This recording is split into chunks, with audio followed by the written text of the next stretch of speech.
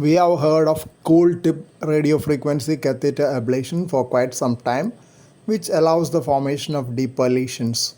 Now here is intramural needle ablation using in-catheter heated saline-enhanced radiofrequency energy. It uses convective heating to increase heat transfer and produce deeper controllable lesions at intramural targets.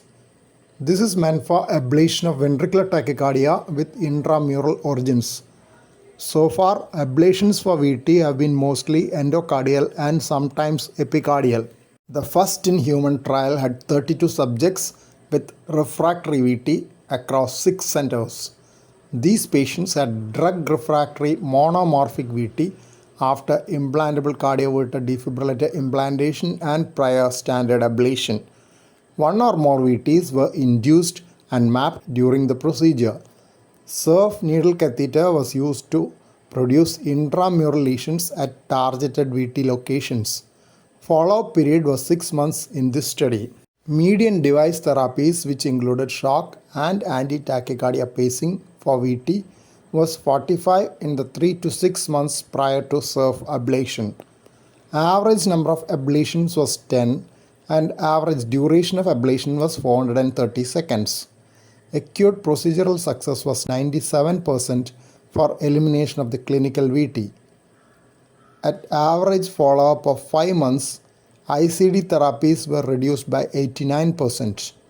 Complications noted were 2 periprocedural deaths due to embolic mesenteric infarct and cardiogenic shock, 2 mild strokes, and a pericardial effusion treated with pericardiocentesis. Authors concluded that intramural heated saline needle ablation showed complete acute and satisfactory midterm control of difficult to treat VT which had recurred after drug therapy and 1 to 5 prior ablations.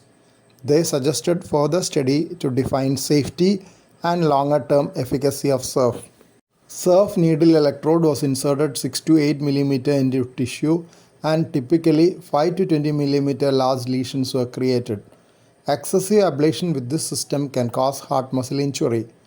Role of SERF comes from the observation that some or all of the arrhythmia substrate is intramural in the majority of scar-related VTs. Injection of heated saline markedly increases convective heat transfer during radiofrequency application. Lesion size increases as the duration of RF application increases and can even create transmural left ventricular lesions from an endocardial catheter. Using intracardiac ultrasound to monitor catheter placement and limiting the number of lesions to those required for the targeted VT are desirable to avoid undue myocardial damage by SERF ablation. Extensive SERF ablations have the potential risk of intramyocardial hemorrhage and cardiogenic shock. Here are some relevant journal references.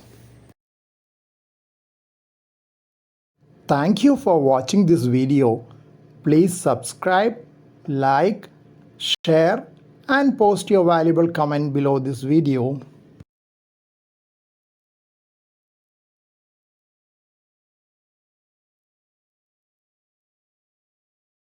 Kindly press the bell icon after that for getting all updates.